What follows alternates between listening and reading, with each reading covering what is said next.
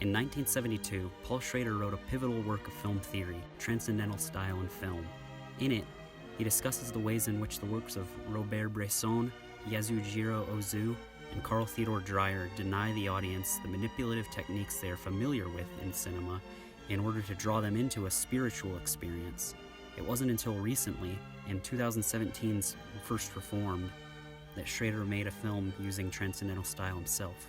When I was younger, I wrote about kind of spiritual films, but I never thought I'd make one myself. The film is about a priest who must confront the fact that his church belongs to a corporation that is polluting and destroying his God's earth.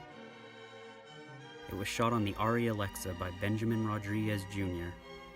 Let's look at the ways that the cinematography denies the audience what it expects from a typical film for the purposes of a powerful, spiritual release.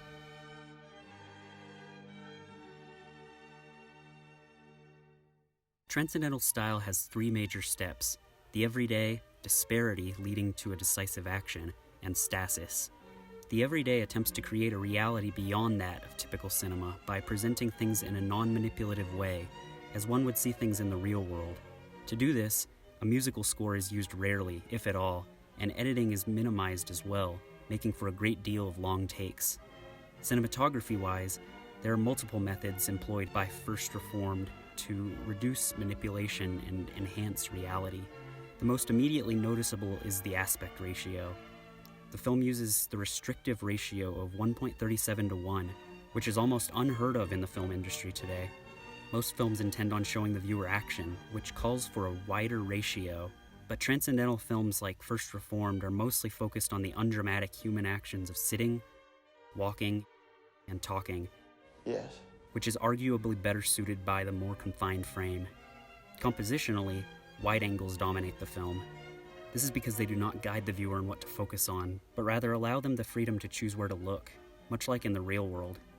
Minimal coverage is used, but there are still occasional close-ups. These of course direct a viewer toward a certain character, but the way they're executed in the film doesn't dictate how one should feel about them.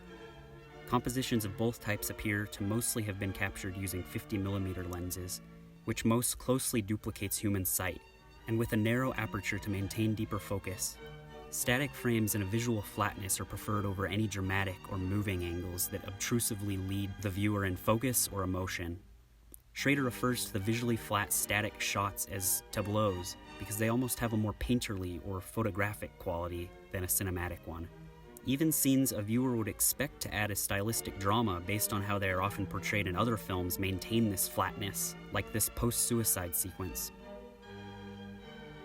The flatness extends to lighting and color.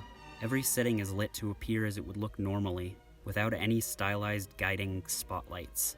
Low exposure and ISO make for a low contrast, with very little highlights calling attention to themselves in the film's cloudy color scheme. There's a gloomy darkness, a grayness to the colors that remains consistent throughout the whole film. This all adds up to empathy and action, the normal ends of cinema being replaced by distance and stillness. What does this sense of the everyday lead to? A lack of dramatic expectation, forcing the viewer to engage with the work like they do with the real world. Instead of the film grabbing the viewer, they're forced to enter the film themselves. This leads to a greater reaction to the second step of the transcendental style, a human disparity. When a human disparity is thrown into the cold indifference of the everyday, it makes for sudden bursts of emotional filmmaking. These are called decisive moments and can be seen in the film's bike riding scene, where sudden moving shots create an unexpected sense of freedom, and in the hyper-stylized magical mystery tour meditation sequence, where special green screen effects, moving drone shots featuring bright colors, an explosion of thematic content communicated visually, and an emotional close-up completely break the film's initial hypnotic effect for a brief moment. An engaged viewer begins to realize that something else is going on in the film apart from realism. The film is drawing you in rather than pandering to you, so that these more conventional emotional moments will have a greater impact. These moments of disparity are all build up for one final decisive action.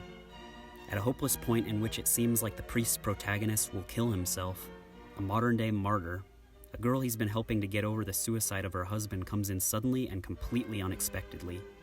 The two embrace lovingly.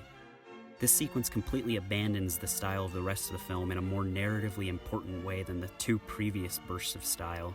It's shot in an intrusive, powerfully emotional close-up that moves wildly around the couple so manipulatively that it feels like a scene from a cheap romance drama.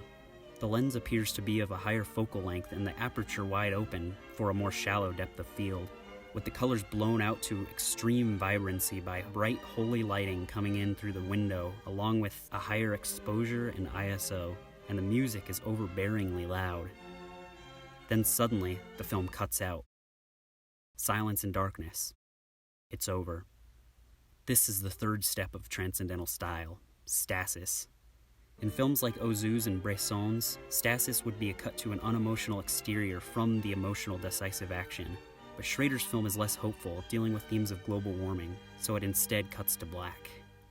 The point is that it's a sudden pullback, away from the profanity of emotional movie manipulation found in the decisive action and back to the sanctity of reality found in the everyday of the rest of the film.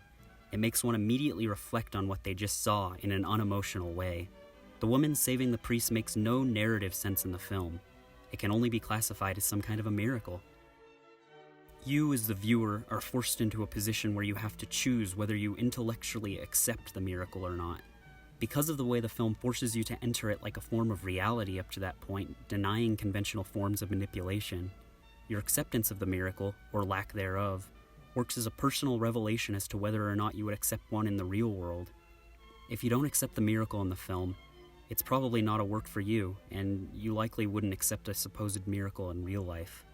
If you do accept the miracle in the film, however, it gives you an emotional reinforcement for your beliefs, a cinematic experience far more genuinely and powerfully spiritual than any extravagant Bible epic. Not through narrative, but entirely through means of style, including those cinematographic techniques discussed here.